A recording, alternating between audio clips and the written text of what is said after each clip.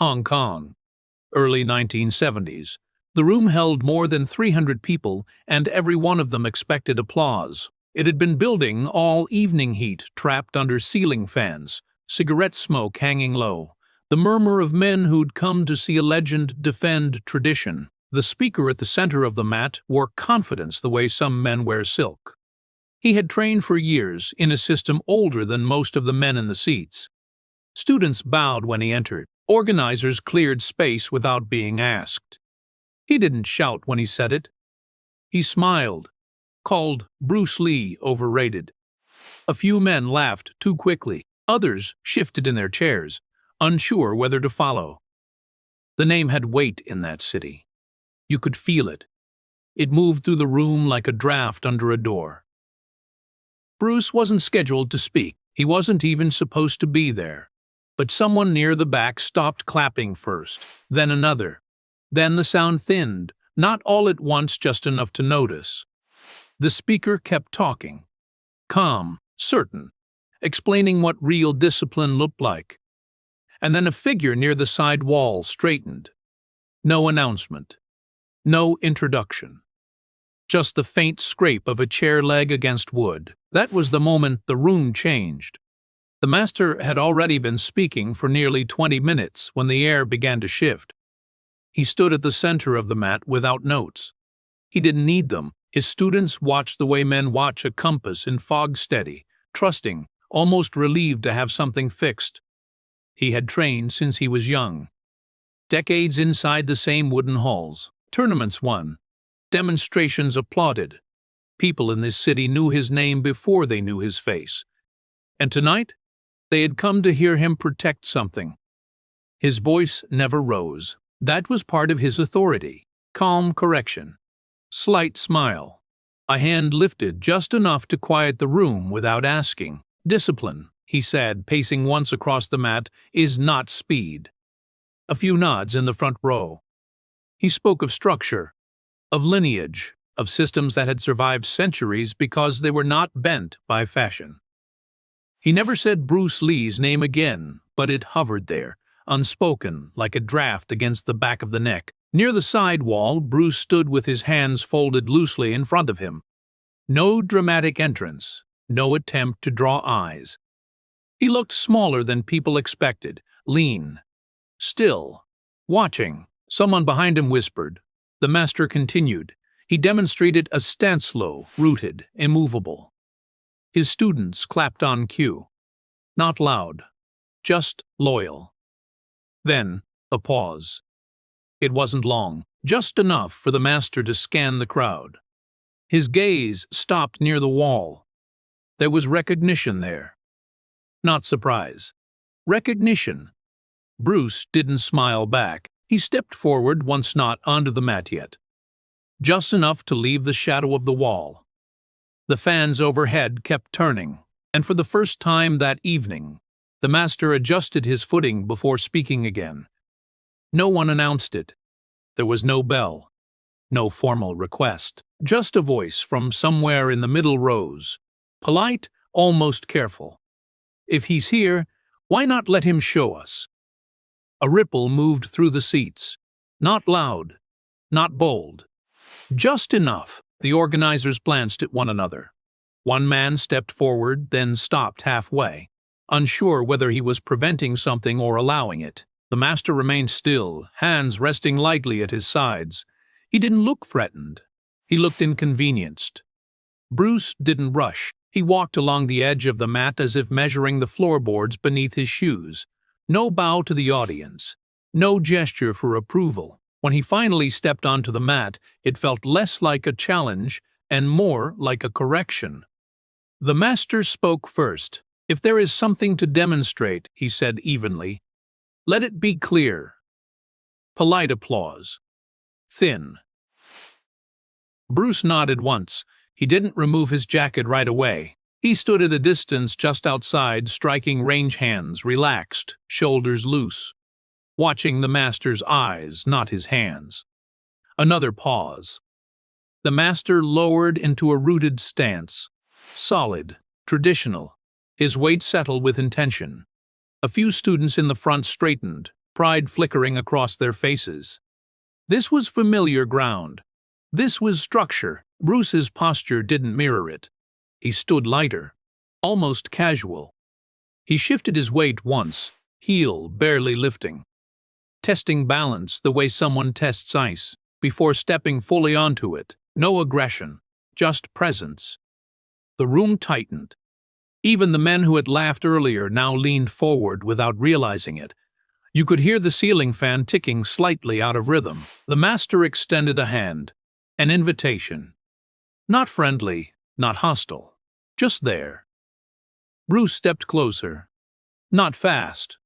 Close enough that both men could feel each other's breath, and that was when the talking stopped completely. For a second, nothing happened. They stood within reach, but neither reached. The master moved first, not an attack, just a probing shift of the front foot, testing reaction. His hands remained disciplined, elbows tight, structure intact. It was the kind of movement his students had copied for years. Clean, recognizable. Bruce didn't retreat. He angled. A small adjustment of the hips, a shoulder turning half an inch. His hands floated higher, not rigid, not posed.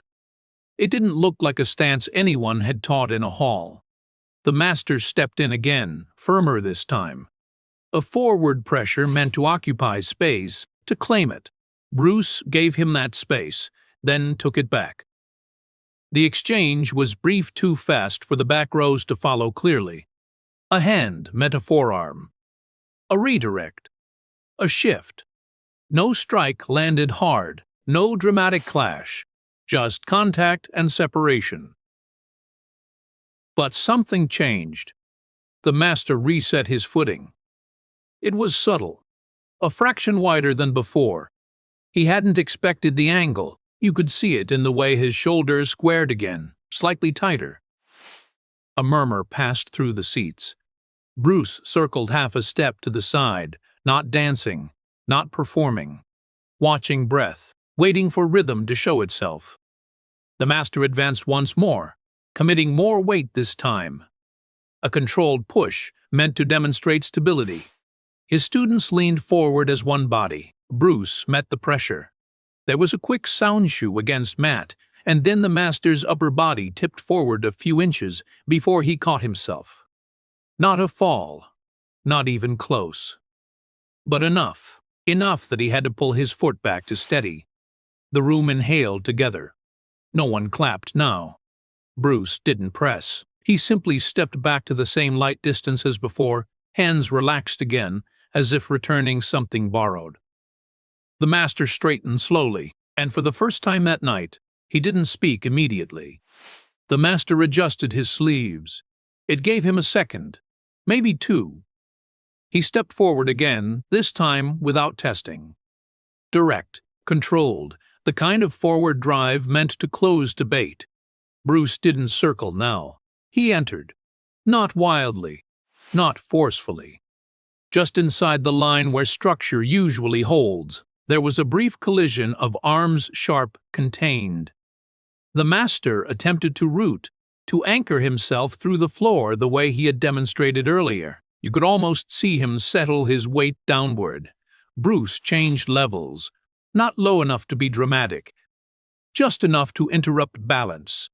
Their forearms locked for a fraction of a breath, shoulders close, shoes scraping. And then, the master's stance faltered. His back heel lifted, only for a second. But in that second, his posture rose higher than he intended. His weight shifted forward without permission. He had to take a quick half-step sideways to keep from tilting again. It wasn't a stumble anyone could mock. It was smaller than that, but it was undeniable. The students in the front row didn't clap this time. They froze. Bruce released contact immediately. No follow-up. No strike. He stepped back into open space, breathing steady, eyes level. The master remained upright, but something had tightened around his jaw. He reset again, slower now. More deliberate. The room had changed temperature. Earlier the audience watched a lecture. Now they were watching risk. The master advanced once more, carefully measured.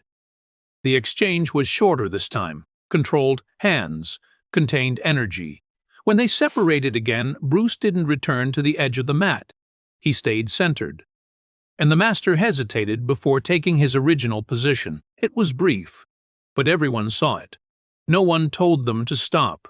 They simply did. The master lowered his hands first, though not fully, a gesture that could mean pause, or conclusion, depending on who was watching. His breathing was measured, but no longer hidden. You could see it in the rise of his chest, the slight flare of his nostrils as he steadied himself.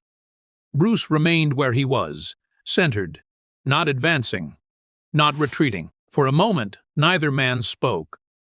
The only sound was the ceiling fan, still turning above them, steady and indifferent. A cough from the back row broke the spell. Then another. The master nodded once, as if acknowledging something only he could define.